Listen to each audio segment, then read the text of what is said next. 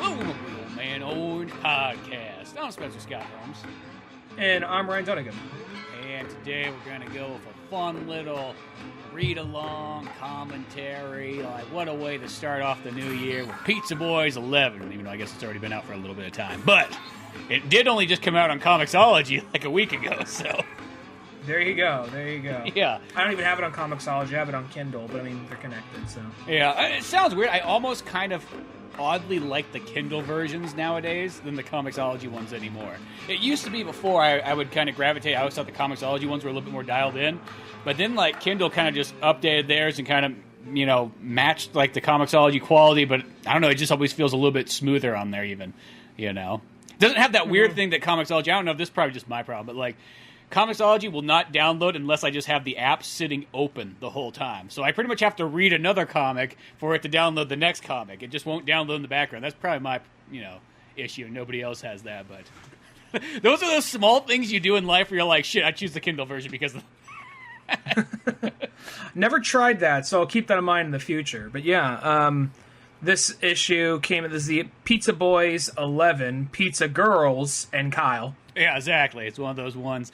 I knew I wanted to do an issue at some point that was just kind of focused more on, like, the girl characters and so on. And, it is that thing that there's only so much time, like, I guess you would say in an episode or an issue to kind of get so many characters across, And you think that, like, you start up and you're like, yeah, I'm going to get all this in there. And then if you have more than 5+ characters in there, you kind of go, oh, shit, somebody's screen time's just not going to always be there as much. You know what I mean? Even sometimes 5 characters can be even tough. Like, that's why I always think there's that one issue, it's just me and you. Me, you, and then the 2 little girls. That sounds fucking weird. But you know what I mean? There's Phrasing less characters. It's easier to kind of, like, get more scenes going. Well, I noticed that there's also, like... Because I was looking at, you're showing me the upcoming issue, which I won't spoil it here, I'll leave that for you. But you were showing me stuff from the upcoming issue, and there's like a part where usually, I wasn't judging you for it, but like usually I feel like the whole crew would be in the room for the scene. Like, yeah, that would be kind of funnier, but that's a lot of fucking people to draw on all these panels to get across with this very simple information. Like, that's a good point. Well, yeah, it's just that thing that sometimes you kind of go, you look at the lines, and you almost go... This is a line that almost any character could say. You know what I mean? Like, shit, somebody could come out like the woodworks and say that line. It's not like it's specific towards the character. And you get to that point where you're like, you know what? Maybe just have one character go inside. Like, then you don't have to worry about where you're going to place everybody at or how you're going to fit everyone in or, and whatnot. And not that it can't work, for certain jokes and so on. But there is always that kind of compromising you kind of need to get to. You could just have the character for all the useless lines, like... the exposition character, kind of basically like Seamus in Harry Potter. He's like, look, everyone, Weasley's got a howler. Thank you, Seamus. Look, everyone, Harry Potter's a fraud. Like, thanks, Seamus. All right. Hey, Seamus, why don't you go out and get your own newspaper? Well, I tried to, but Dumbledore said I couldn't have one because I would just write stupid stories that nobody cares about. They don't want to. It's a British school. They don't want to leave the Irishmen alone too long. Yeah, exactly. One of those things. We all get an extra point, Seamus, if we keep a close eye on you. That's like 5 more points each day for Gryffindor. All right, so don't act like you're doing us a favor. That's all I'm saying. Well, I guess it's also like the other classic comic book thing you could always do is you do the where you just either have the inner monologue / the narrator, which really, if you think about it, the narrator has really disappeared in life because you don't notice that until you kind of go back to about 90s and backwards and you go, shit, there used to be the narrator was always there. You know what I mean? I feel like the narrator in comic books was one of those things where it seemed kind of cool and kind of noirish at first, and it still can be. But I think when you look at a lot of like Frank Miller type of stuff, or even Alan Moore type like narration, it's stuff that it's like you're getting information you wouldn't have gotten otherwise. You're getting information that's filling in the gaps. Where sometimes, not always, but sometimes you get narration that's just like, well, I can blatantly see it because there's pictures.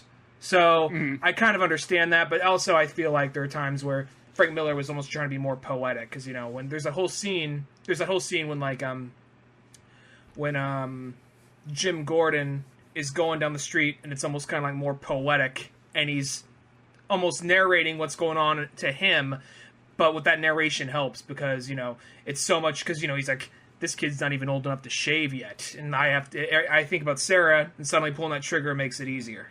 Yeah, exactly. Kind of has those things. Well, I feel like that's what like the inner monologue, I guess. I was thinking like the straight up narration that you get like in like 60s and 70s comic books, where it's like, Spider-Man today, guess what? New York's favorite, unless it's J. Jonah Jameson's, then he really hates that motherfucker. Stan, you can't say motherfucker. Oh, okay. Fucking comics rights groups, not comics rights groups, fucking comics approval code or whatever that bullshit was. Yeah, no, so that's why it's called Heavy Metal Magazine. Yeah. Get around it. I just love how that simple one, like, how are they showing titties in there? It's like, well, it's a magazine. Well, what's the fucking difference? Well, it just doesn't have to follow the same code problems.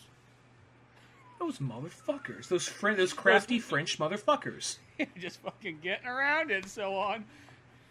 And then there is, I guess another good example with the narration is, it's usually something like you'd see a building. I'm just thinking about like different Frank Miller stuff, because he's my usual go-to when I think of old narration. It's not an internal monologue, where you have like a zoom in like on something with a little bit more of like information coming in, and you have something like so-and-so was fired, so so-and-so, that made it easy for that person to look the other way when someone came in with like with a heavy envelope full of cash, and it's of course written better than this, and then you cut to someone in there with a shotgun or something like that. So I'm thinking like his Daredevil type stuff. And I also think that I have this other theory that back in the day, like the reason why there's so much like copious amounts of dialogue sometimes in some of those 60s, 70s, and 80s comics, and even into the 90s too, and I felt like there was that point where they're like, shit, people think that kids are retarded if they read comic books, you know what I mean? So put more words in there. The more words that are in there, it's going to look like a real book. You know what I mean? So that's why you'll get some of those like X-Men books or whatever that just like everybody's got like a couple paragraphs to say on each page. You're like, Jesus Christ. Everyone has like a David Mamet monologue. Just like everybody has to say, well, there's 6 X-Men in that room. We'll make every single one of them say something. Beast needs a reason to be there too right now. Yeah. Well, I mean, Beast might make sense. Or not sense Beast, but like Banshee or whatever. Yeah. The Beast, not a good example, like Banshee or like, like Cannonball. Yeah, exactly. Make him look more intelligent. Yeah. But yeah, going to Pizza Boys issue 11, you know what I mean? I guess we could get started kind of in there. And we start off, boom, we're here. Got a little cafe, hangout, whatnot with Alicia I can and tell Audrey. That's meant to be like Cafe Blossom. I can tell. Yeah, I was kind of going with like that kind of theory. Like that's where the boys are going to hang out at the pizza parlor. The girls might not.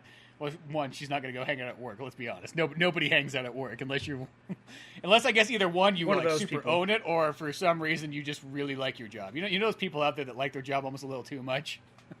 Yeah. Bill, you're not in today and whatnot. And they kind of come, I got nowhere else to go. Back at my old restaurant job, I don't want to speak ill of him because the guy passed, but there was this guy who he would actually come into the restaurant he would almost like not have his employee meal while he was there, and then he would come in at dinner time for his employee meal. Sit alone. Yeah. He'd come in during rush, like, guys, what's taking so long? Like, you're not fucking paying for it. I'd be like, yeah, but I got nowhere else to go. Yeah, so he'd come in like in the rush. It's like, well, I can't be mad at the guy, I guess, because I don't know. If I get mad at him, he might not ever come back. Well, it's also like, all right, you are getting paid, and you're all on top of that. You could get your lunch during the time you're here, but you always choose to come at the most busiest time possible to have your free employee meal. It's like that's literally like that thing. Like it's supposed to be technically for lunch, and then it's like one of those ones. That's like, well, can I save the lunch and have it at another time? Doesn't really work that way, but I guess it's shit. Like what is he doing?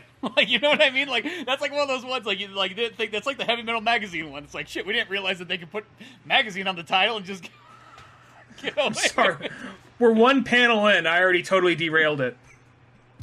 We didn't even get. There's not even narration or anything, but I don't know. I guess I'll just read for Audrey. It's just kind of weird because it's like most times it's like, hey, it's a bunch of dudes, but instead to be like, hey, it's a bunch of girls and Kyle.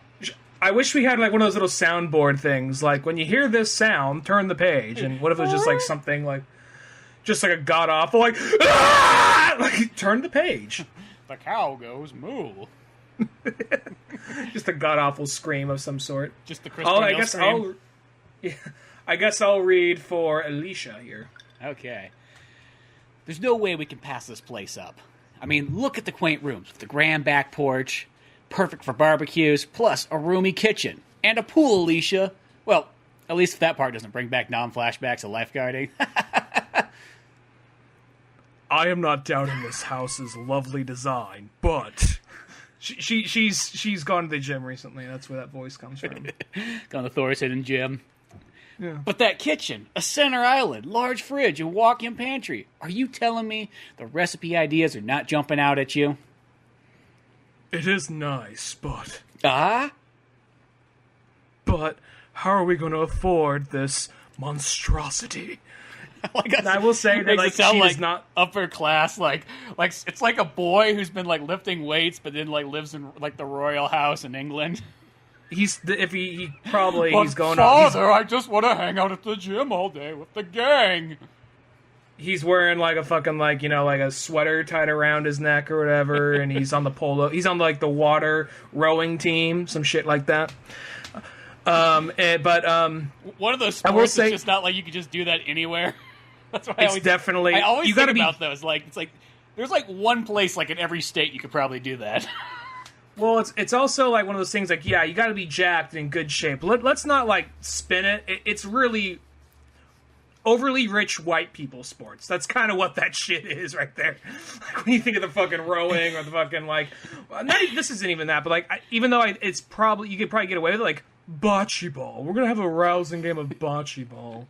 Yeah, exactly. Just one of those things. It's like I feel like rowing. It's like if you don't go to like a big college, I don't know how else you get into rowing. Does anybody just like one day just be like, you know what? I feel like I'm gonna go rowing. You know, and I'm not saying like getting in a canoe and going out and going fishing and drinking beer and getting lost down the lake. I'm just talking about like seriously sitting down and fucking getting one of those long ass boats and sitting backwards in it and just rowing the living daylights out of.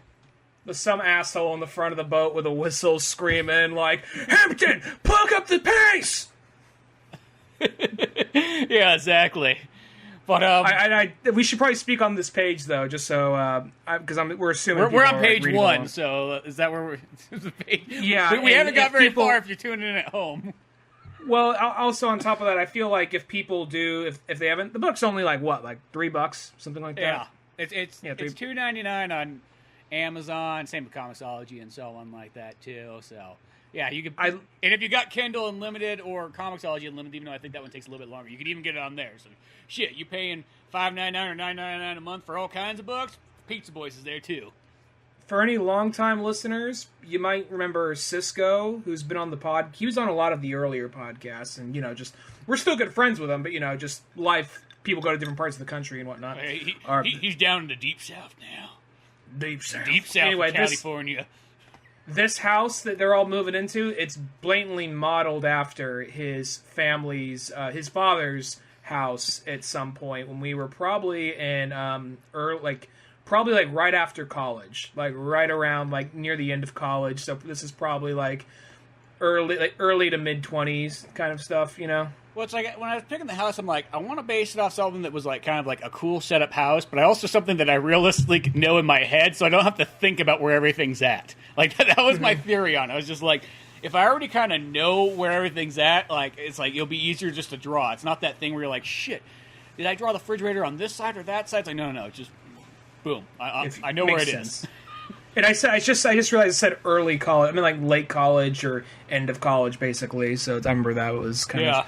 This is probably like around like mid 20s, give or take. I'm gonna say, like 24, 25 kind of stuff. People probably don't give a shit, but I'm almost kind of remembering myself. But yeah, going on the Wayback Machine there. But yeah. So if you look on your left, if you give a shit, then you see it. Yeah. Hey, you signed up for the tour, damn it. But yeah, page 2. I know, Audrey speaking here. Between my pizza parlor checks and your meager church thrift salary, it's nowhere near close. But we got to get something else, because I don't want to get stuck in another long talk trap from our neighbor, the Mixters. Very inside joke here. One time I just happened to glance towards his kitchen window, and there he was, naked, digging through the refrigerator. Ew! Trying to bring life into it, and I know the real life person Alicia is based on is not this. It's just fun to do though. Yeah, exactly, and whatnot. And there's some windows out there that I know there's people that won't turn their head that direction. It's like they're scarred for life. You just never know. You just glance over through a window driving on home, and you don't realize that some of them are brightly lit and brightly naked. Don't mind me in my own house, yeah. But Audrey continues on. Exactly. We need a move, and and this place would be secluded, yet still next to town. Well, my cousin Stacy did mention she was looking for a new place to rent. Perfect. Another step closer. Who wants to play Melanie? Guess I can. Okay, you play Melanie, I'll play Stacy. Look who it is! Didn't we all work on a movie together? Oh, hey there, you, Gung Fu Mowgli. Fun times, ha! You got the next one. Oh, that's her. Okay, that's still her. Okay, here's my updated headshot and bio, just in case you know someone looking for talent. And this is how the real character actually talks. Oh, this place looks sexy. You know I'm back in the area. Anybody need a roommate?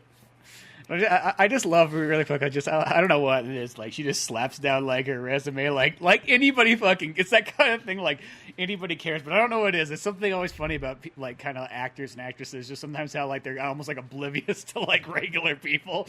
That like, that's nice. You have that. I don't need it.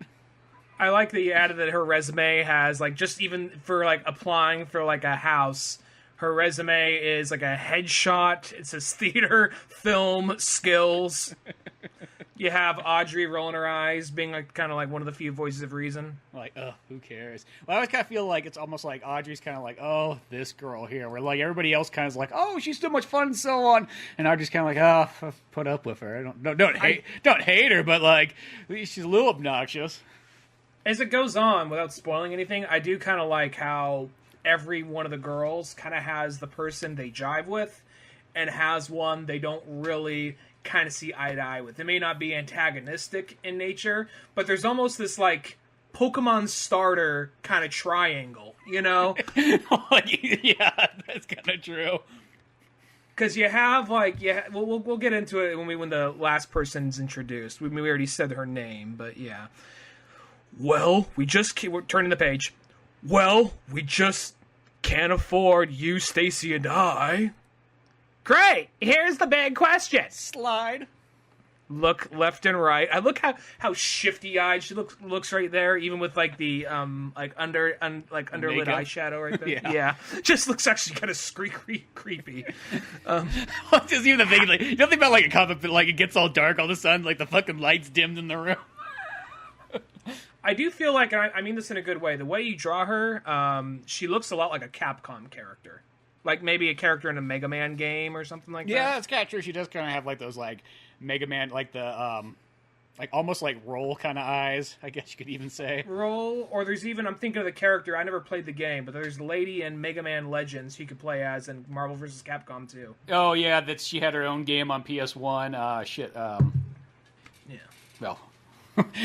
We remember that character, but not the name. I don't remember her name. I remember what she looked like. She kind of reminds me of her, but anyway. How are we going to decorate the interior? And then Kyle comes in. I guess I'll go with Kyle. Decorating whose interior now? Kyle, shut the hell up. And why is everyone parading their way in here today? Great donuts. Oh, munch, crunch. And then Kyle goes for the fucking hug. Like a hug from Melanie, and just never seems to work out. Hug rejection. So then it just instantaneously goes and sits on the other side next to Alicia, squeezes on in. Here, have a donut. They're good for you. No, thank you. We go to the next page, and Kyle's pulling up the real estate flyer, and he's like, "Hey, I know this place. It's down the street from the firehouse." Does nobody ask for permission anymore? Snatch pulls that out of his hands. Kyle's all looking over, like, permission for? No. Stop right there. But since you'll know eventually anyways, us girls are looking to rent that house. And I like, it's because even like the anime thing, like, all three of you? And Stacy. What were you gonna say? I was gonna say, well, with the anime blurring thing behind him when he just realizes it, and then the like static background between the two looking back at each other, it's kind of like that, like, use fire blast. Wait, it had no effect. Of course it didn't. It's a rock type or something. You know, something kind of like that. It has that kind of look to it. Yeah, exactly. Kyle kind of leans back. All right. And then we cut to Alicia. Well, from my calculations, even with the four of us, I still do not think we can afford it, unless you want us to just live on tuna and ramen. Hey, what's wrong with tuna and ramen? Of course you'd say that. I guess we're in Kyle's line now. Yeah, my bad. Now I know exactly how we can afford this place. Your idea? Oh, bollocks. I'll be the fifth roommate. It's perfect. I've always wanted to jog to the fire station. I thought you were working a county over. Well, firefighter gets around, if you know what I mean. What do you mean? I don't know why I always like this. Audrey just comes up, puts her finger over like Alicia's mouth. I was like, shh. No, not that option. And then we have Melanie. You want to pass a place like this up? I mean, look at that kitchen space. It's back to you again. Oh, fuck, that is me. Okay. It's weird when you have to read the same character back and forth. Yeah. But whenever we do these, we always just position ourselves where we're having a conversation with ourselves for like almost the whole page. I know, we always choose There is enough room for all of us. And you gotta love the pool. Did you always want a pool, Audrey? Well, shit. Where do I sign? And then, I do like. I just want to say, I like what you do with Alicia. Is she is like the goody two shoes Christian girl, but she's not like annoying. Because I feel like even though there are those real life Christian people who are annoying, that like they don't have like a real. I'm not saying all of them, but there's the stereotypes we know. Mm-hmm. I like how even though she's kind of naive in some ways, she's not stupid. She has a lot of like personality, and she actually is just much more of just the most wholesome character in the book, really. Yeah, that's how I kind of started looking at it. She's like the wholesome, she's good, she's like that kind of like she's been kind of, I guess you would say, grown up with religion. I think because that's always the biggest difference than people that come to religion later on. Because it's the people that come to religion later on that feel like they know everything. It's like one day just woke up and it's like, Jesus just came in my dream last night, and boy, do I know every message now. It's like, where I know he told me it's bad to drink. Like, well, I mean, we've been drinking for a while, and you seem to have trouble drinking. We're not the ones that have trouble drinking. No, Jesus said it's bad. Yeah. It's just like I can handle my shit. Yeah, you're the one who just woke up with like 3 Jack Daniels bottles finished all by yourself. Because I always got the Bible and audiobook now. Okay. Yeah, it's always that kind of weird thing. It's like, I mean, we've even known people that like their dad's like a pastor, but like you almost would not even know that their family's like Christian. But then it's like the people that come later on in life, boy, do they gotta let you know, like 2 steps in. It's like, dude, have you read this fucking book? It's crazy. Dude fucking dies, comes back to later 3 days later, has fucking holes in his hands. But we don't believe in magic. Keep that in mind. Also, I just want to Harry Potter is Satan, just so you know. Yeah, he's the devil, exactly. Boy with a wand. That ain't no real wand. He's going to stick it up Ron's butt. We just know it.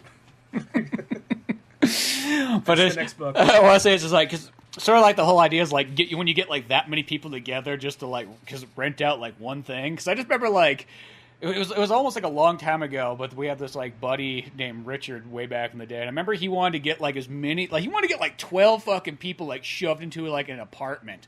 And that's what I always kind of think of, is like, and his idea was that like everyone's gonna pay like $100 a month. It's like, I don't think he cared about anything except for the fact that if the lower he could make the price, like he was playing fucking golf or something like that, the better it's gonna be. Like, you know what I mean? Like, I always feel like, it's almost like, I always use, the restrooms almost kind of dictate how many people you can kind of hold in a house, you know what I mean? If you got 11 people in one restroom, I think you got a problem.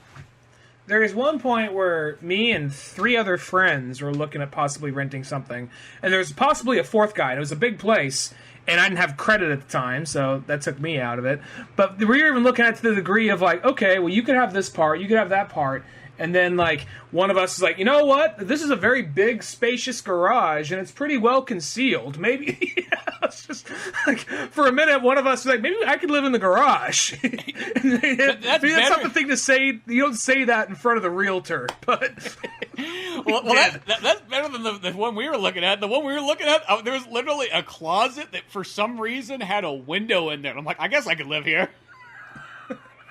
Like, literally, to this day, I'm like, who built a closet with a window in it? That's all I ever thought about.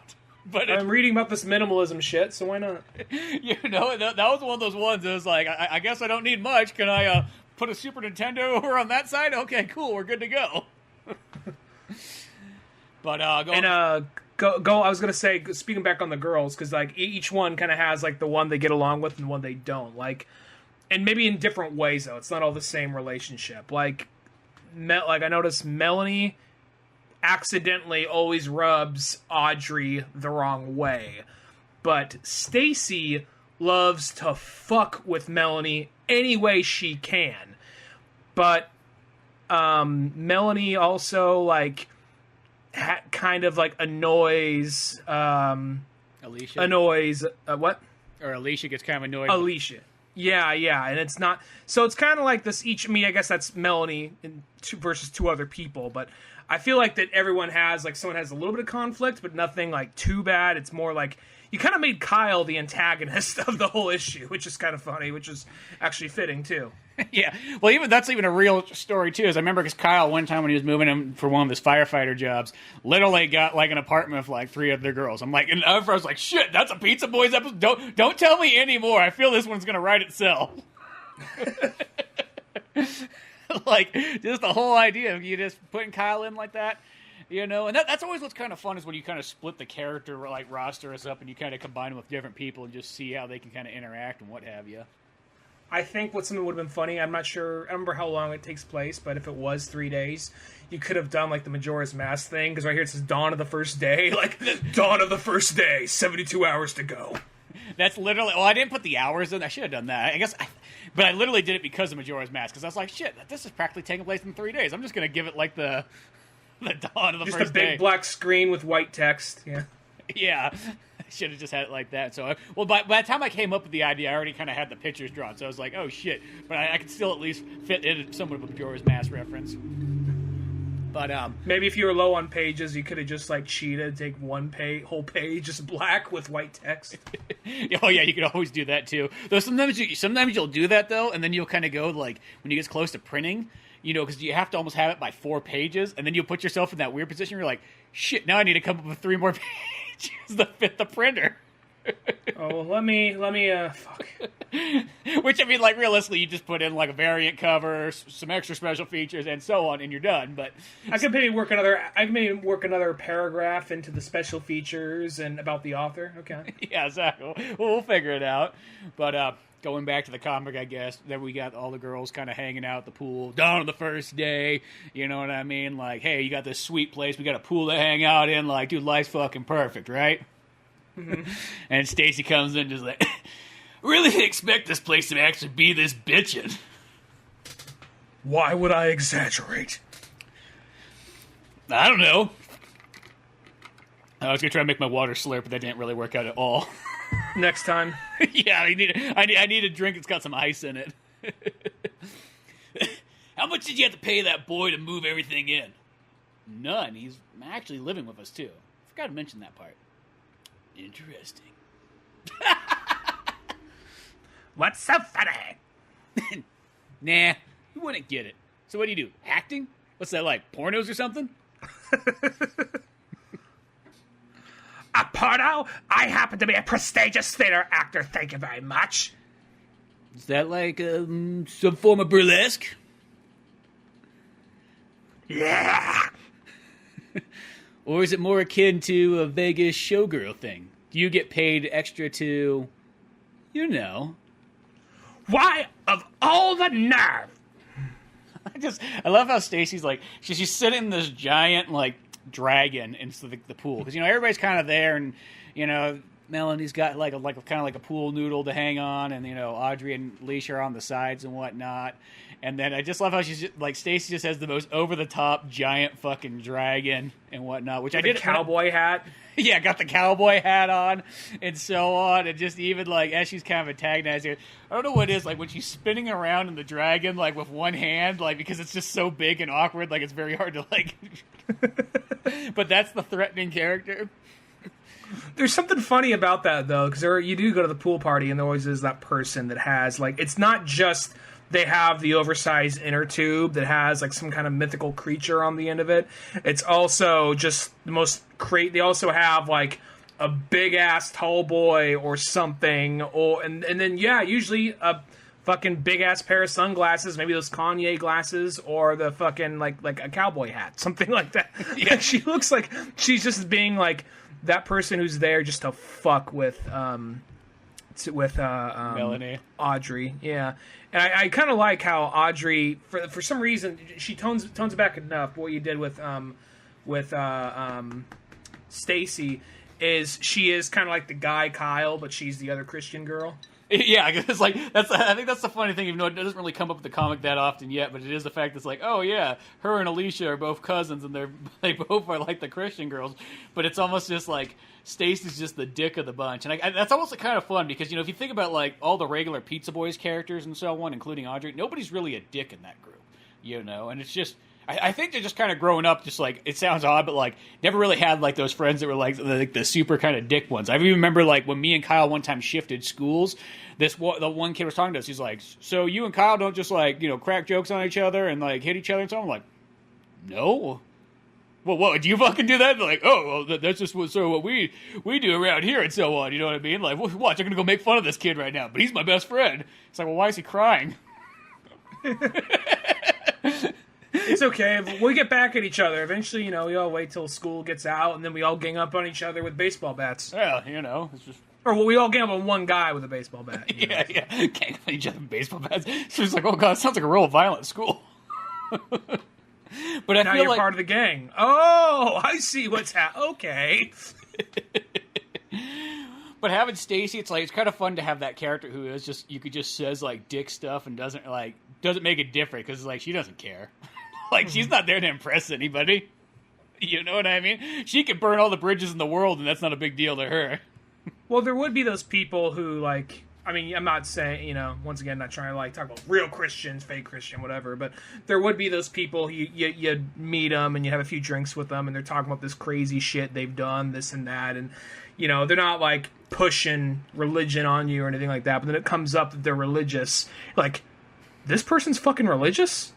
Like, oh yeah, I go every other Sunday. Not every Sunday, I can't make every Sunday, but every other Sunday I try to go, and I just have to wipe my nose clean of all the coke, and Yeah, and then get some of that Jesus Coke, you know what I mean? Like, isn't that what we're supposed to do with that cracker? Just crunch it up and snort it? It's got to go in that booth, makes it all go away, so I'm good for next weekend. Yeah, well, that's how I feel like there's those kind of people, too. I think that's kind of what Stacy is, to some extent. Yeah. Well, except for I feel like she's not, like... Not a druggie or nothing. Yeah, she's not like, but she's just more just like, she can just... She just wants to see the world burn. Yeah, like, she's the one who can sit back and, like, crack a beer open while watching, like, a house burn on fire without calling 911. Someone else will handle this. Things will sort themselves out. Yeah, God has a plan. But, everything happens for a reason. Just pushes, like, a thing of gasoline behind her. But going back to the story, we got Stacy here paddling around in her dragon floaty. Calm down, Powder Puff. I was only yanking your chain. I like to have fun around here. Right, Alicia? Oh, Stacy likes to have a lot of fun. That is for sure. Well, I need a moment to cool down. I bid you farewell. Cool down? The pool's right here. Where you going? Waving at her and so on like that. Breaking that kid in is all sorts of fun. Seriously? Slam! Gate closes, whatnot. Boom, this is how you think you're starting off day one, but later on, we get here. Alicia and Audrey are making dinner and whatnot, and boom, Kyle kicks open the door, just like he's just ran back from the fire station, sweating bullets and whatnot, tracking in mud. Oh yeah, I forgot to play Kyle. Kyle comes in. Hey, Lucy, I'm home. That wasn't funny the first time you said that. Wipes his sweat off.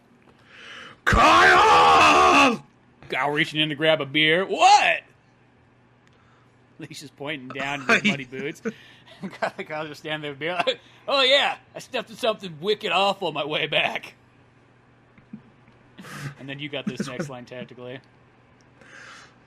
This is why the boots go outside. I like how Kyle's like, sure thing, Mom, and just like chucks the boots across the room. And all you hear is breaking and smashing and slamming, but you really have no idea what just happened. If it was live action, you'd definitely probably hear that stock foot sound of a cat. Meow! That one you hear like in every movie. Yeah, exactly. Right up there with the Wilheimer scream. Yeah. So Kyle kind of says, drinking a beer. So what's for dinner? Well, Alicia and I are making a stir fry. Alicia putting together. Kyle drinking his beer. Sounds good to me. For ourselves. Ourselves. A party. I'm ready. He's not getting it. Yeah, a little dense. So you see, Kyle, this meal is what we have made for us. You need to find your own dinner. But I was at work all day. And so were we. Oh, well, here, I'd like to order. This Kyle's got, like, no manners. He's just like, oh, I guess if like this one way. Whoa. Do I look like a portable restaurant to you? Oh, he looks quite hungry. We do have enough extra for another bowl. And I like how you just animate Kyle right here. Like he's so excited for food. Damn it, Alicia. He's a grown man and he can get his own food. And then Kyle's stepping out of here with the Eeyore voice. Okay, I guess I'm taking a shower and ordering a pizza then. Throwing off his clothes, walking to the restroom. Wait, Audrey, if I order a pizza and you're here, who's there making it? A bunch of shit just gets thrown at him as he runs back to the restroom. That is a very Kyle question right there. like the logic escapes him. Like, wait a second. Like if a tree falls in the woods and no one is there to hear it, doesn't make a sound. Yeah. Like, The other thing too is I almost kind of took this scene because like Laura has one of her brothers kind of does the thing where like when he shows up like the house like the mom or like Laura's mom always like kind of brings him food and so on like that. So he's just gotten so used to it that he expects it almost. But then he just. Like, I can't remember if you were there at one of the barbecues, but I don't know why I was laughing so hard because he was there and Laura was barbecuing up, whatever the heck she was making and whatnot. And she walks away for a second in front of like 30 or 40 people. Like, this is at our house, not like at their family house. So nobody knows who this guy really is, to tell you the truth. He's over there and he's snapping and pointing at the barbecue. He's like, hey, this is where you're supposed to be. Like, everybody's turning, looking like, who is that guy? Don't realize that it's just like, oh, that's her brother. Everybody else probably like, what an ass!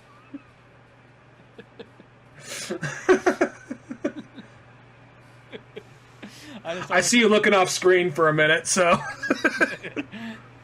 There was a turn. But yeah, so I always just thought that was kind of funny. That's where I almost feel like where Kyle's just almost like oblivious to like, it's like, oh, okay. But I mean, he's not being like a dick, but it's like almost the thing where, oh, cool, food. Awesome. Like, it's like, it's almost like it doesn't cross his mind that like maybe they're just making it for themselves. It just appears for me. Mm-hmm. So then we go to the next page, and I don't know, I thought it'd be funny if Kyle was in a smoking jacket. I just thought that was like, if he's wearing like a Hugh Hefner, like, thing going out for a midnight snack. He's got like a like corncob pipe and whatnot for some reason. Just kind of like it's like his routine to go get like a ham sandwich at midnight.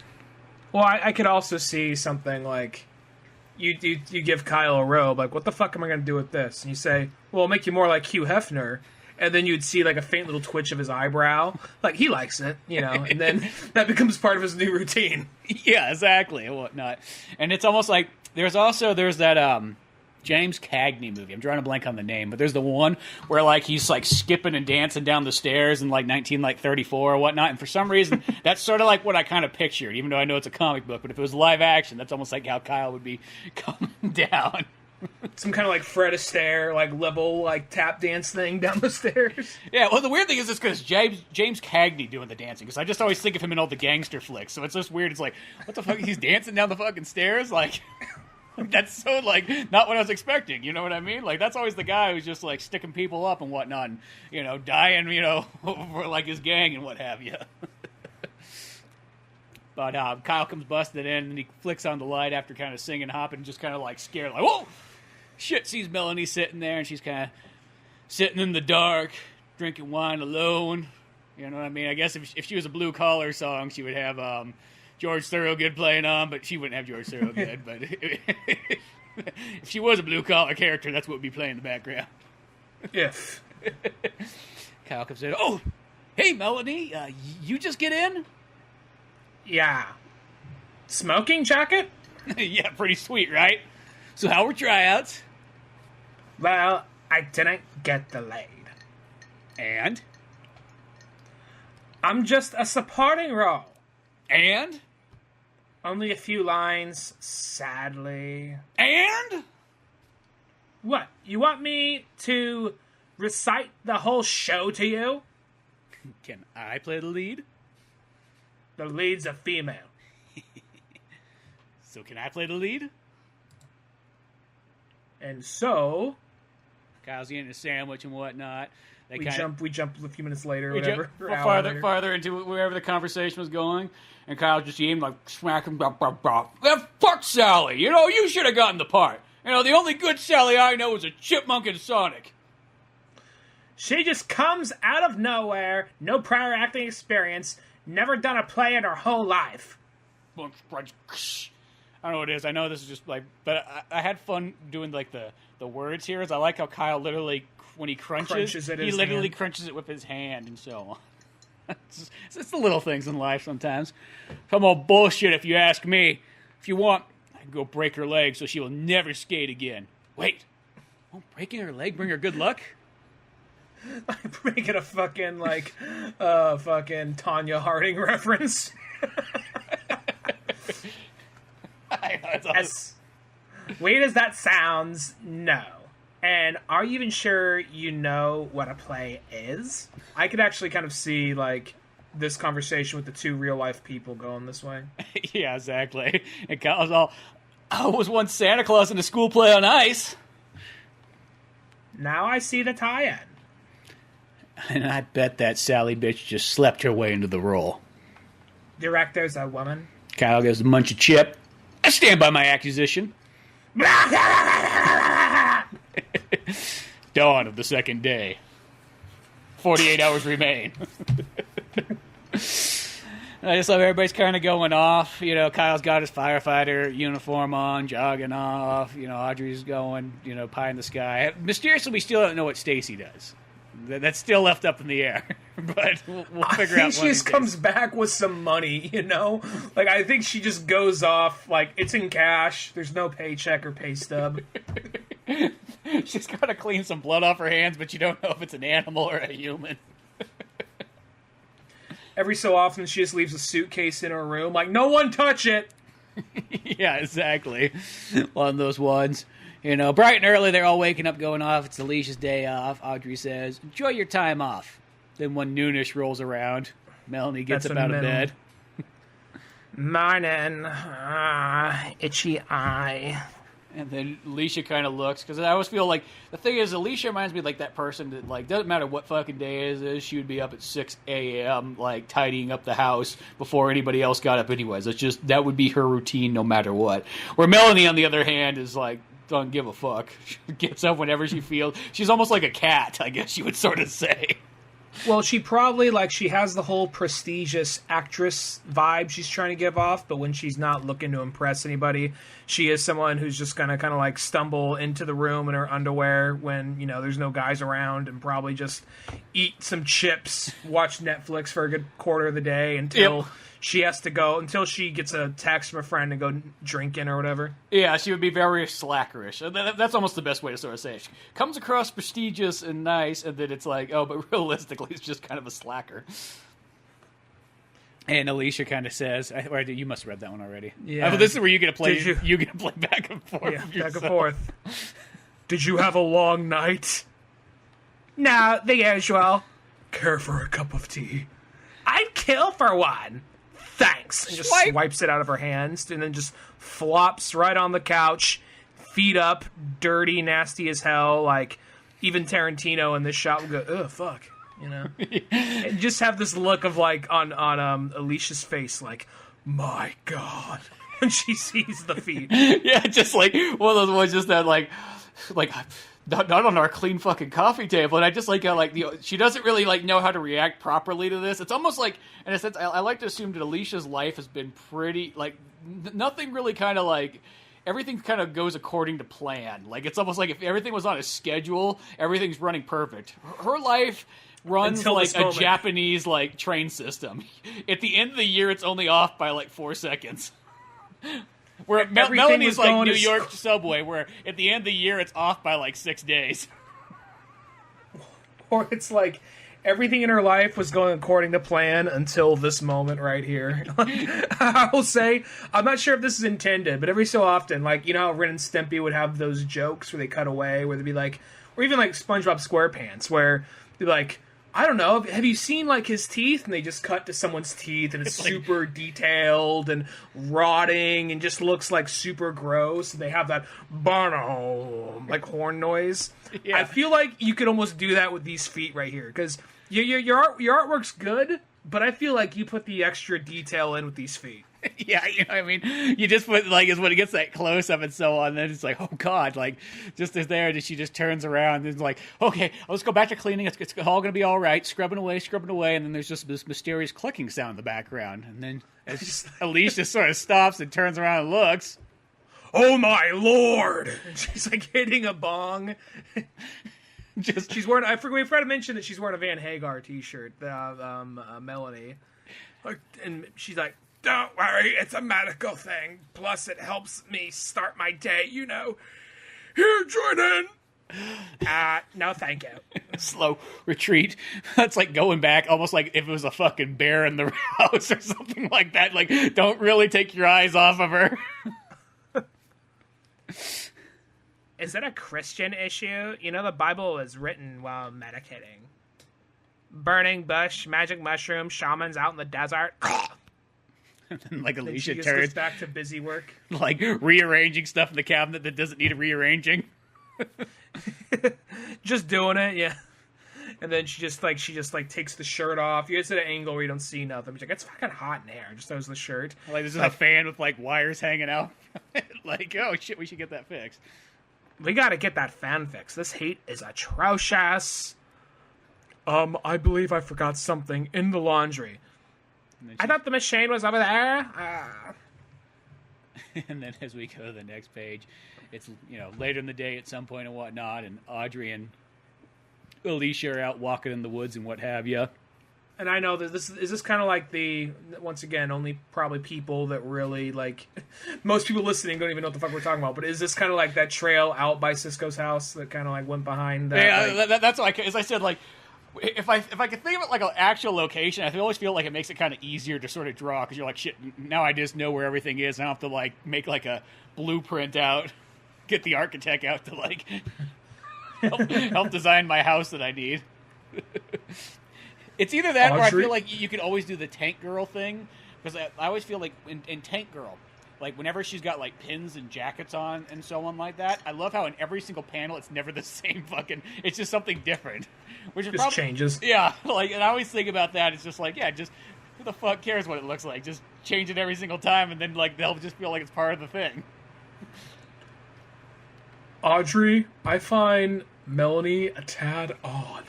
Oh, how so? I thought at first she was nice, this nice, proper girl. A bit bubbly, yet she seemed well-read and clean, dressed, though. She's a bit trashy. I knew it going in. I mean, actors act. You almost can't tell what's really what. And her boyfriend, what's his name? Tommy, Johnny, or was it Ronnie? And I like how everyone is like a totally different guy. Yeah, just it's like, and I also like too because you think about it's only like on the second day, but there's like these three guys that have come by mysteriously throughout the day. Well, one time we were working, the person that she's based on, we were working on like a movie with her, and it took forever to try and get the thing fucking filmed because she would come in like, all right, cool, we're going to do the scene. Like, I can only record for like 30 minutes today. Just like 30 why? minutes? It's going to take me 30 minutes to set lights up. And then it'd be like, why? Like, well, I got a date. And it's just like, you had a date last night. Same guy? No. Exactly. Like, so I'm guessing that's where this came from. And I like how the first guy looks like, going back to George Thorogood, like, he was in a George Thorogood cover band. And then you got like the hipster acoustic guitar guy.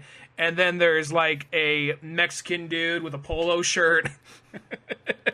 Just like this, the guy just looks like he's almost having a little too much fun, almost.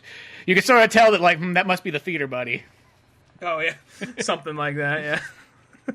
And then as Audrey kind of chimes in, she's like, actually, it's all three, though. Ronnie's just a friend, quotations. Really? He seemed awfully friendly with her. Also quite polite, and some wonderful decorating tips, I might add. Oh, yeah, I forgot. Yeah, okay. It makes sense now. Okay, yeah. Right. The polo shirt makes a little more sense. Yeah, I know. I mean, technically, Sisko's character wears a polo. Really, that guy just looks like the darker version of Sisko. Now that I sort of Tanner Sisko. But, it's one of those ones. But we continue on, Audrey says, but if any of her habits bother you too much, just say something, Alicia. Oh, I dare not be rude. Hell, I'll say something. Or better yet, let your cousin Stacy do your dirty work. She seems to get a rise out of torturing poor Melanie. And then it's almost like it has like hard cut. Like, if it was I feel like if it's a movie, you just get this like ultra hard cut to like Stacy just shows up and then like Melanie's feet are fucking on the table. And she just fucking slaps them up off there. Get your dirty fucking hippie feet off our good table.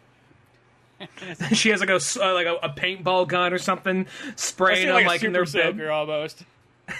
Rise and shine, turkeys. Just burst in the fucking room. I like it's another guy too. Like doesn't match the photos up above either. And then the third one is like Stacy's on the back porch. She's like, "You want to smell like a skunk? Live out in the woods, you filthy animal."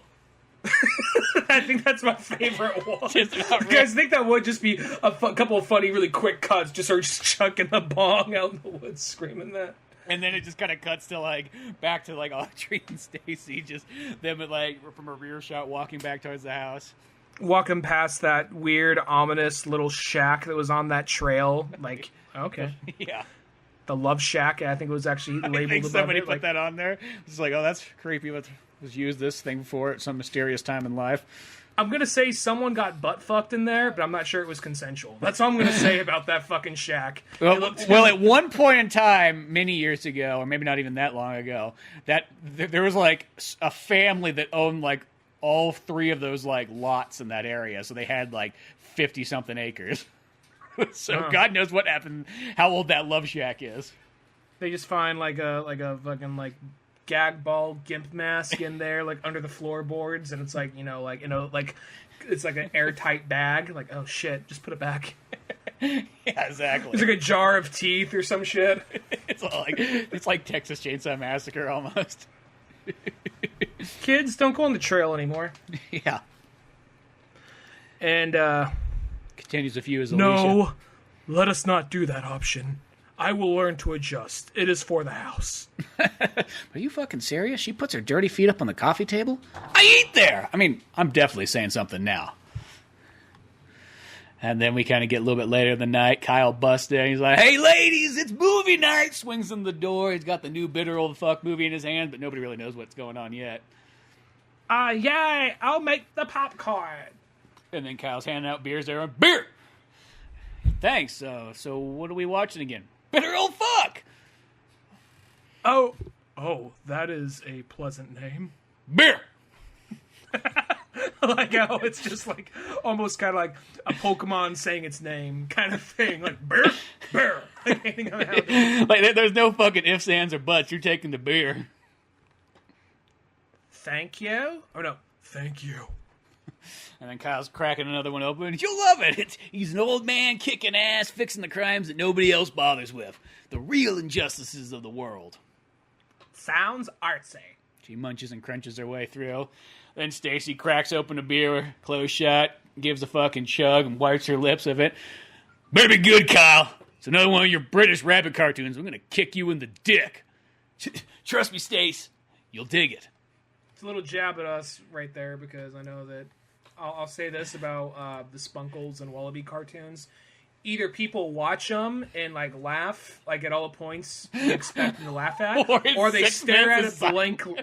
They stare at it blankly and they try and think of something they liked about it. Like they stare at it blankly, they're like, well, I thought it was kind of funny the way the rabbit was holding the gun in his mouth. Yeah. That's all. I almost like that almost more when there's like the blank stare and they just almost don't know what they're observing. Like that was not at all what they expected to happen this whole time.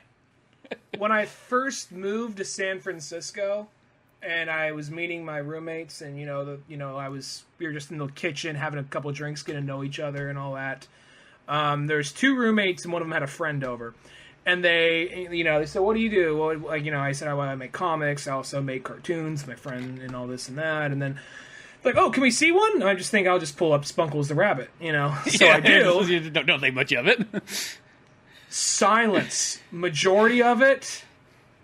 And then when they get to the end, there's just that moment where they pause. Like, I thought it was kind of funny the way he was trying to kick the trigger with his foot when he had the gun in his mouth. Like, yeah, okay.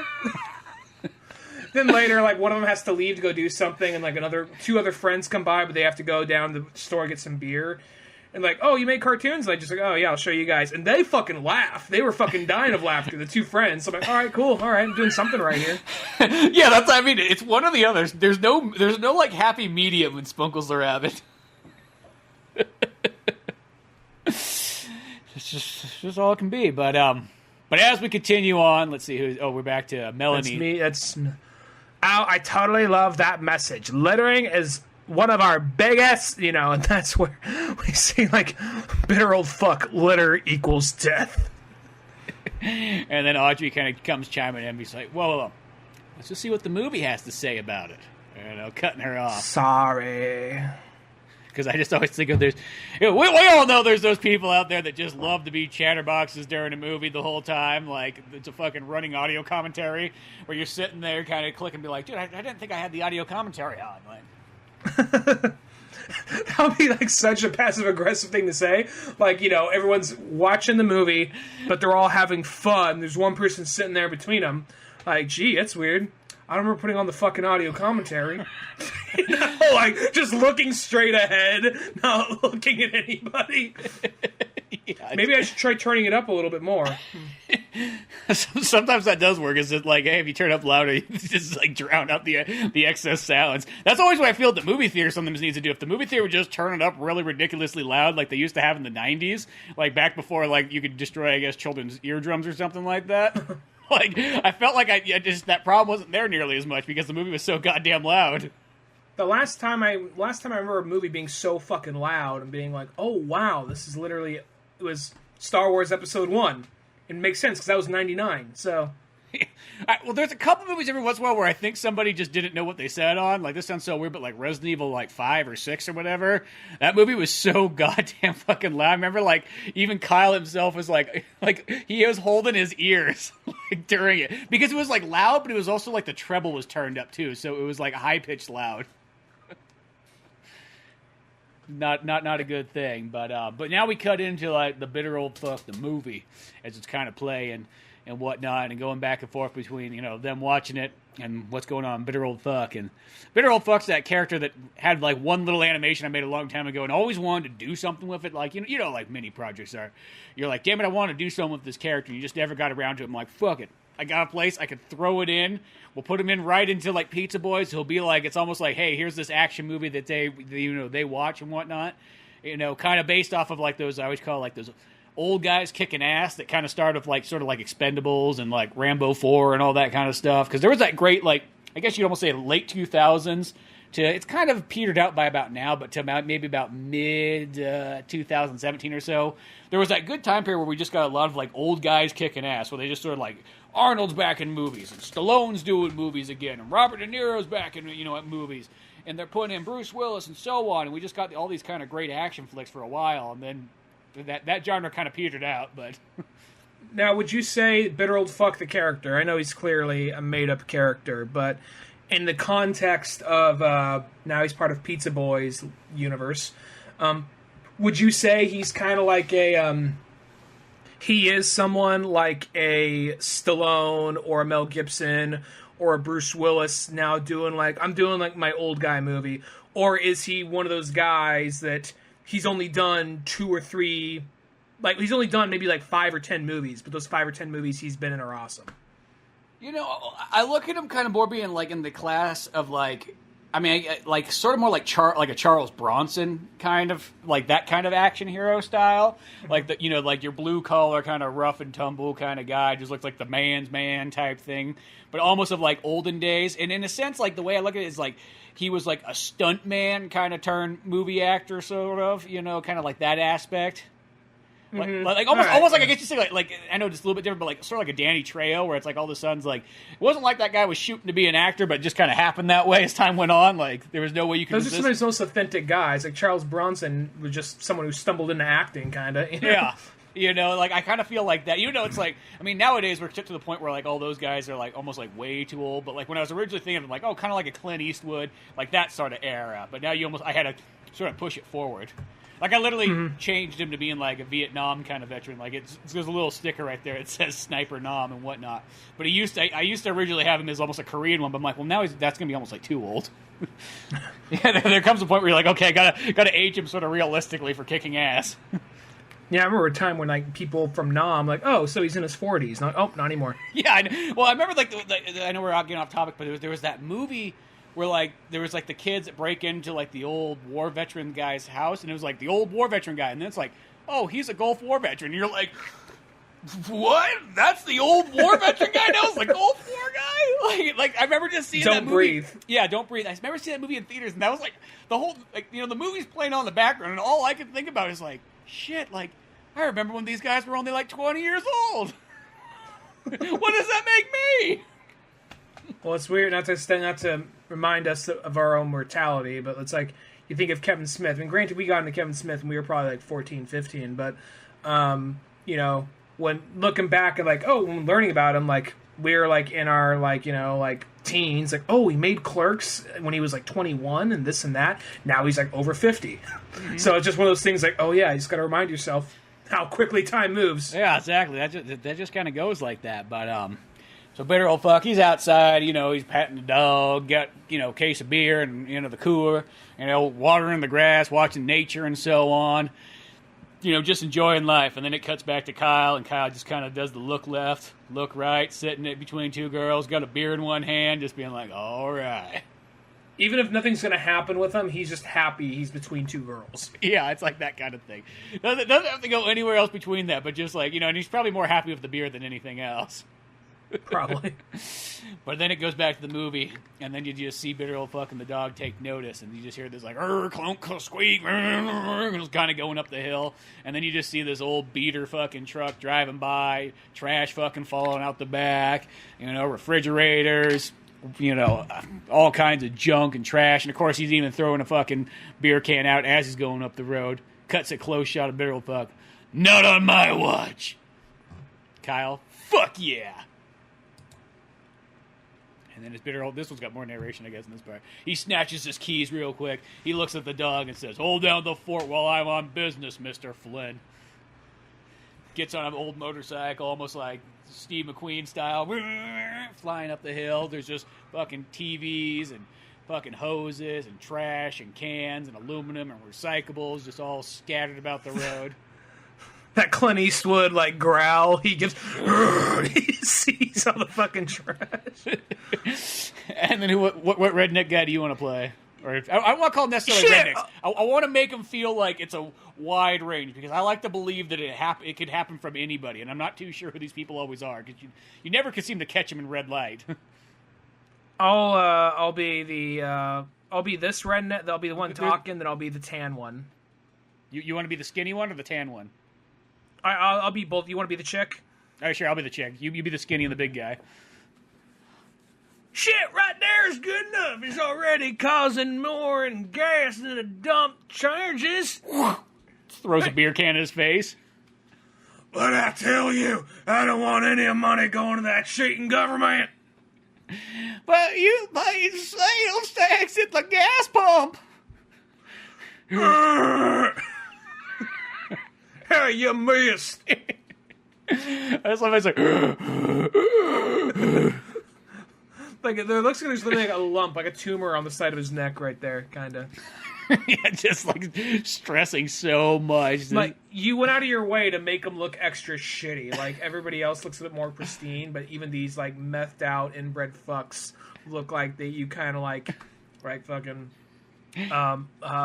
what's his name? Michael J. Fox was fucking drawing this, you know. Yeah, I know. Well, that's the thing. So that's cold. My bad. That's cold. That's okay. He'd probably laugh, but no, I just like how it is kind of in that way. And even just the lady, you can just tell like this lady's been like beat, where they got like a black eye and one thing, and so on, just scraggly hair. And even like I love how the big guy's got, for some reason, he's just got like a Hitler mustache, though he's kind of dark and tan, like he's very confused. Like, should someone tell him? Like, no, just let it play out. It's either that, or I guess be like an Asian character, because it seems like in every old Asian anime, kung fu movie, or so on, there's bound to be the guy with the Hitler mustache. I feel like it's like in Asia, they're like, you know what? We've been growing our Hitler mustaches for years. We didn't call them Hitler mustaches. You know what I mean? And we're not giving them up either. Or the kind way to say it's actually a Charlie Chaplin mustache. How it started off, yeah. How long before Chaplin's like, God damn it, now I gotta shave this thing? Yeah. Was he being like, no, fuck Hitler, I'm keeping it, I don't give a shit. I had it first. I got it fucking and I was famous trademarked first. You know how ZZ Top can't shave their beard? Charlie can't shave his mustache. I wish I had the foresight of, of what was going to happen in the 30s and 40s before I committed to that. I like how the guy is a little more really quickly on mustache. I know we're just getting off topic, but there's like, it was one of those like old books that like I found in like one of the collections somewhere that was like from like the 1915 or something like that. I was like, how to succeed in life, and it literally just had a picture of a guy with the Hitler mustache and a business suit on the cover. Time to update something. But I just always thought that was fucking hilarious, because it was just it's funny. I don't want to derail us more or stay on this topic, but there was like a brief amount of period when I was back in San Francisco working at the bike rental job. There is a Segway company right next to us, and for like 3 days, he seemed cool, but he wasn't there long. I don't know what happened, but there was like a tall, gay black dude who was really friendly, but he had a little Hitler mustache, just a tiny little Hitler mustache, and that was the one thing that threw me off. Like I just said to him, like, "Hey, what happened to the dude with the Hitler stash?" Like, "Oh yeah, we don't know. He just disappeared. He never came back." Yeah, it's just he's gone and whatnot. But as we get kind of back into the comic and whatnot, big old folks driving up the road and whatnot on his motorcycle, and I like how it's just like as the guys are like fighting inside the truck, just like no, just swerving back and forth, shit flying out the back still. Like, no matter how much stuff keeps falling out the back, there's always still more trash. I'm fine. Fuck you. I'm gonna pull out and I'll dump this shit and let's get out of here. Then back to the TV. The language. I like how the beer cans is still full. Like, she's just holding it the whole time, just like doesn't even know how to do it. And Kyle kind of looks like, yeah, dumping pisses me off too. And then Bitter Old Fuck kind of parks his motorcycle up around the trees. He sees them kind of dumping shit off in like some kind of like dirt cul-de-sac, what have you. And he's like, going bushwhacking in, gonna sneak on in. I like how he just jumps in, and to the point you see the rednecks just kind of laughing at each other, like one of them just threw something at each other.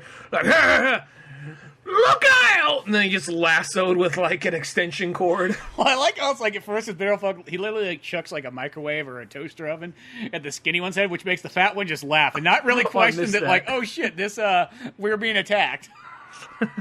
Well, it does seem like this whole thing, like, it seems like if Charles Bronson was almost like in a Tromaville movie. Yeah, almost could be like that too. And he takes like the power cord and he lassos the big guy and just like pulls him down like onto the refrigerator, breaking his face and teeth flying out and everything and blood and guts going everywhere.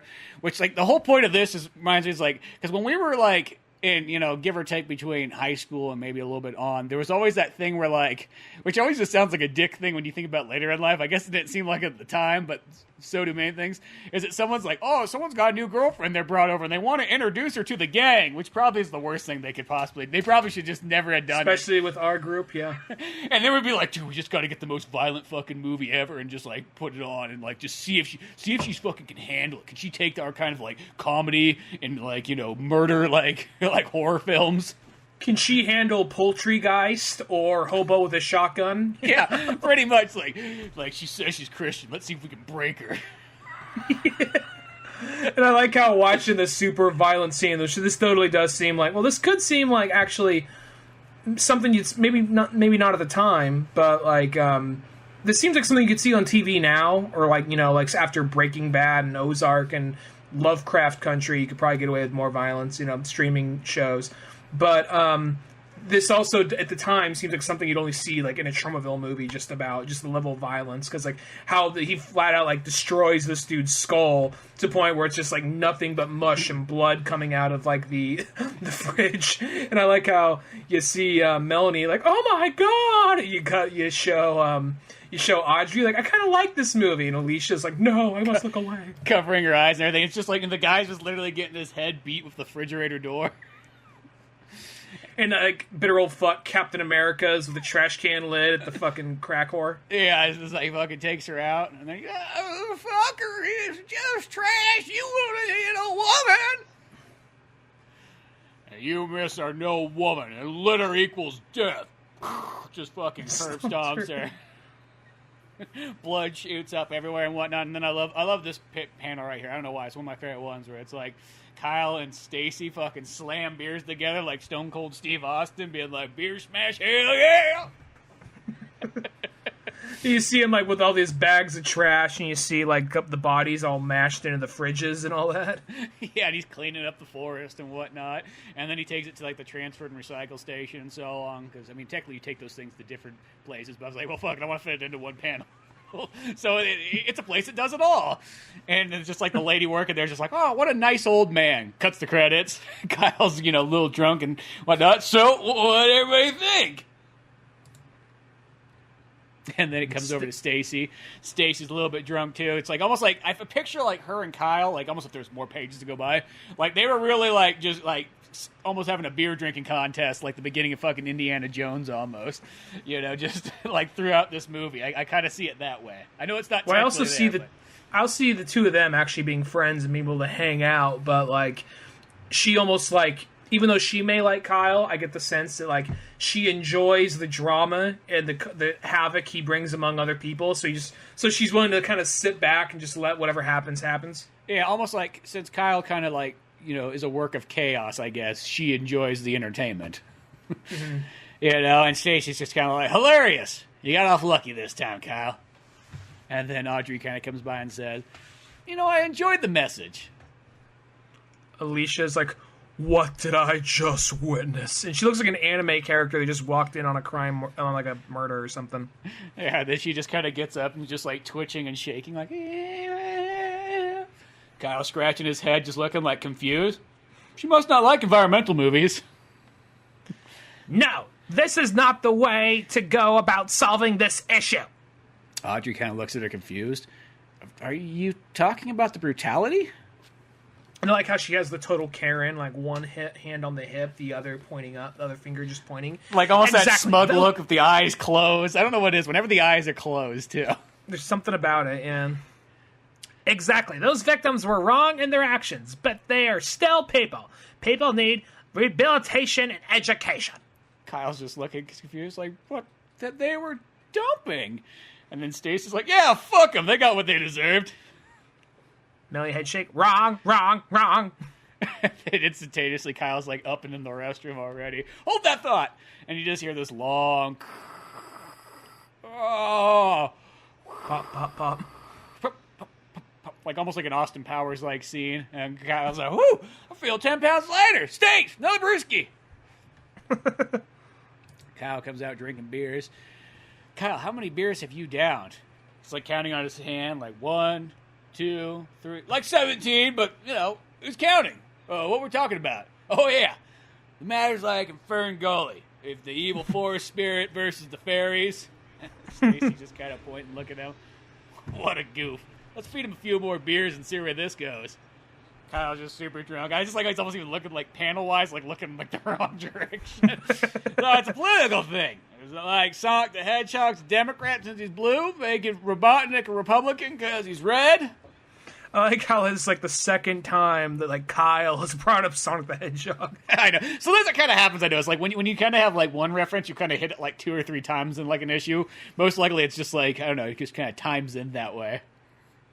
The sophistication has left the room. Okay, I'm done for the night. And she has like the thing where her hands are really rigid and like her kind of clenched fist kind of like bent out towards the sides. Yeah, like just so angry. And Kyle comes up and like, good night, hug! You know, big arms and so on. And you just tell she's just so pissed that she just stiff arm punches him right in the fucking gut. Kyle drops his beer even. That's how serious it's got. Usually that never happens. Yeah, exactly. And then just like this kind of like and then just row. Are you fucking serious, Kyle? He just hurls all over fucking. She like Hondas him basically onto the couch right there. Yeah, well, I just like she pushes him back and whatnot, and then Kyle just falls face first down, busting the coffee table in half. You know, with a loud crash and thud.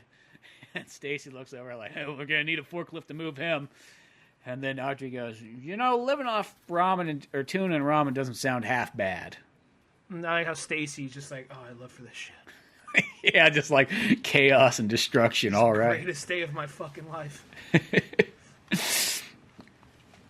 And then dawn on the final day.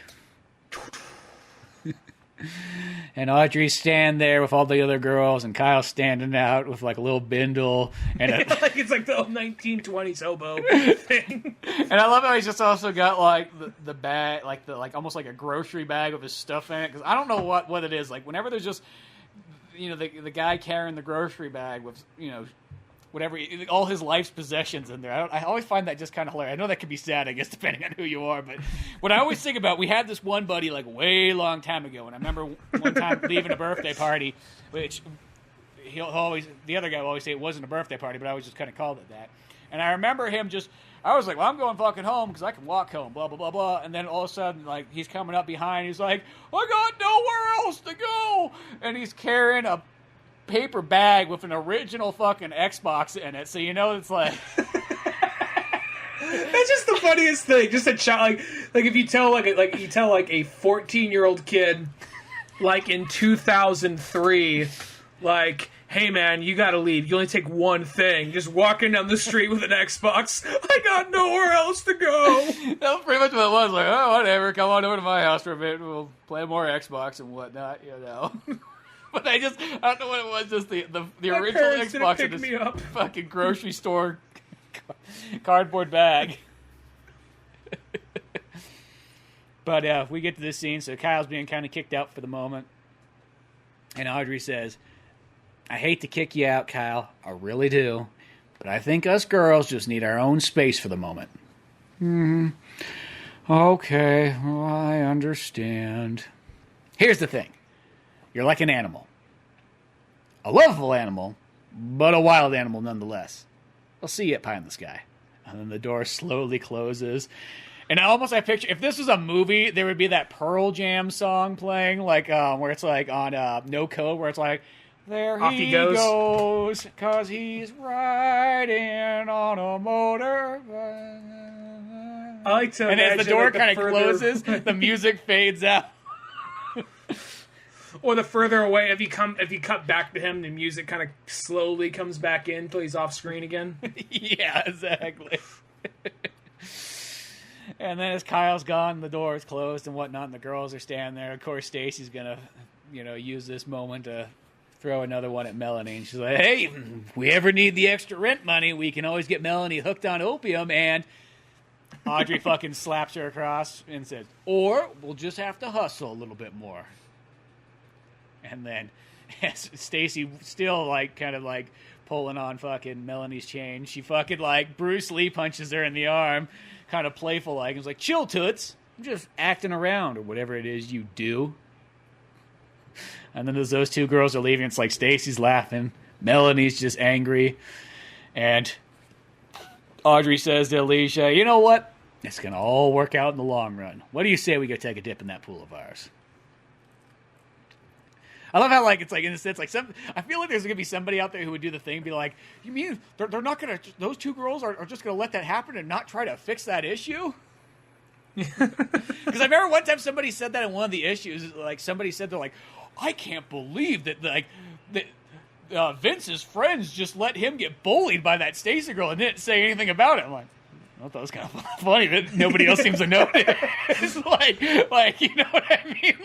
But it's somebody looked at that that was a serious fucking issue right there. Cyberbullying and real bullying is a serious issue, Or it's even to the level of well, Vince is a character that's basically meant to be the author, and so he wrote it himself, so it's... Unless it was a cry for help. Was it a cry for help? No. I mean, just shit happens, but it makes for funny stories. I like the last page here because it looks like Kyle is as sad as he can be, but then suddenly the sun comes. You see him walking for a while. It's kind of cloudy. He comes up, and the sun comes out. Yeah, it's it's almost even you can see it's gone a distance. He's walking down the hill through the woods, kind of and then it's, going through town and so on, and then he's climbing back up the mountains and what have you. It's getting hotter out, and God damn it, no matter what, it's going to be a good day. And then he pops on. Is that the rock he's walking by? No, that's actually technically not the rock. Would be that. In a sense, I think I took a picture of that real estate building and drew that. The one that's not the real estate. That makes sense. The one that's across from El Jardín, whatever that means. I know which one you're talking about. Yeah. Okay. Fucking directions that no one fucking knows about, but that's okay. And then he kind of comes in, and then it's just so we could have the other pizza boys in here, it's boom, here we all are playing fucking GoldenEye, and it's just kind of hanging out, and I don't know whose room necessarily it would be, but it's kind of a combination of stuff. One of those ones where it's hey, they found another fucking Mitsubishi TV, they got the Bitter Old Buck movie there. You could say your own line right now, because I guess you finally get to talk to your own character. Hey, there you are. Hey, GoldenEye needs its fourth player. Kyle comes on in. Even just they got drinks, they got guitars, I just kind of put little things of all those kind of things that you feel like you'd almost kind of have in the room. You got the swords, you got the workout equipment, you got the video games, you got the DVD shelves. I got a question just because I can't zoom on it right here. I see there's a ice chest filled with drinks. Is that beer, or is that kind of a Brandon joke right there? What's the Brandon joke? The soda and OJ thing. You guys are one time. You guys were. I wasn't there for it. You guys are in high school. You're driving down the road with an ice chest filled with beer, and then Brandon said something "Well, what happens if we get pulled over a cop?" What's an ice chest? Soda and OJ? And I couldn't see it from here, so I thought maybe. No, well, actually, there's an orange cream in there, but I didn't even think about that. That would have been fucking hilarious. I forgot about that. He says that all innocently, as he's being thrown in the back of the slammer. Yeah, there's a Slurpee here and whatnot, and you even have it looks like the extension. Maybe I'm wrong here, but the Pokemon Stadium Game Boy extension thing. Yeah, I got one of those sitting there. Just some little things. There's pizza that's hid in the background. It's basically a combination of a bunch of different rooms because you see like okay, there's a Rolling Stones poster. I'm not sure if it's supposed to be Bruce. No, it's not Bruce Lee. It's but a somebody Sonny Chiba one I found. Sonny Chiba. He was like punching a fucking bear. I'm like, yeah, we need that Sonny Chiba one on the wall. There's like you said the old Mitsubishi TV, and then there's also like just a katana sitting on the floor because you never know when you need one. Right by a guitar, right by some dumbbells. Well, because that's what it just feels like, like always in the house there'd always be like some fucking like sword rack or just like slingshot or something, Gotta sort of have all that good stuff there and whatnot, just kind of make like a fun kind of hangout room, depending on whatever it is. But yeah, that's Pizza Boys issue 11 right there. That's where it ends at. And then, we do get the variant. Good. If you scroll all the way down, I kind of forgot. Past my blurb of stuff that I talk about, then you get by Jillian. She's got the variant of Pizza Boys issue 11 right down here, and I like how it's just. I always love when seeing other people draw like the characters, because it's like, oh, look at Kyle's fucking. He's got like this rad fucking like spiked hair mullet going on, hanging out. And kind of like he's surrounded by girls. It's kind of what he imagines it's going to be. Yeah, that's how I sort of feel like. Because even with like the Pizza Boys being kind of like in the clouds, it almost has that like dream feeling. Like this is Kyle's like idea when when they're first talking about renting the place out at the very beginning of the issue. And even though you can't really see anything, one of the girls is basically topless. Yeah, exactly. Just like one of those ones, but from the backside and whatnot. But yeah, Jillian Dolan, she's got an awesome fucking variant there. She did one in Pizza Boys, well, the last graphic novel. It was issue 6. She did the one with where like it was like the little girls with swords pointing at us. Yeah, well, pointing at us, but like they had like the My Bratty Kitties, like actual like cats, like in the background, like almost like they were like mythical creatures. And we look so frail. Morgan and Lily. Like, there we go. Yeah. Sometimes whenever that happens, that's all I think about. Like, man, is that how we read off? We just read off like straight bitches. Yeah, you just sometimes don't know. Well, the concept. 2 guys get kidnapped by little girls. I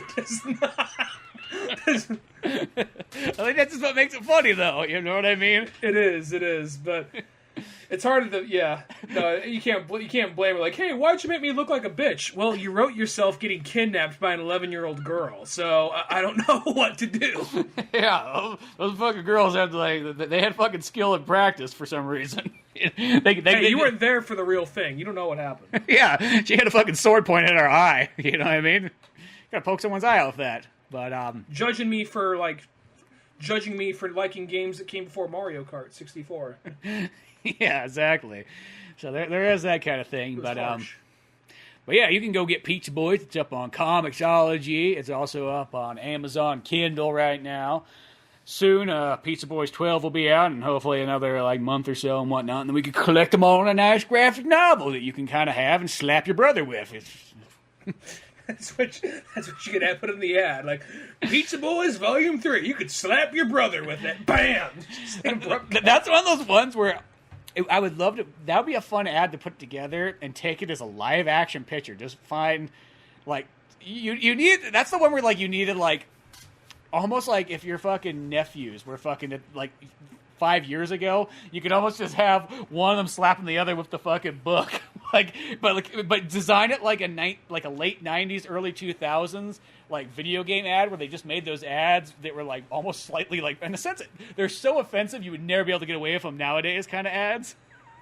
Or you could even do that kind of thing where it's like a 50s or 60s ad, like Pizza Boys Volume 12. Look all the things you can do with it. You can read it. You can look at it. You can use it as a frisbee. You can slap your younger brother with it, and just maybe like it's just like all single frames of just like but real people that has like that 1950s look, and you have like it's almost like just single frame, like him whacking them back and forth, like back in just 2 frames basically.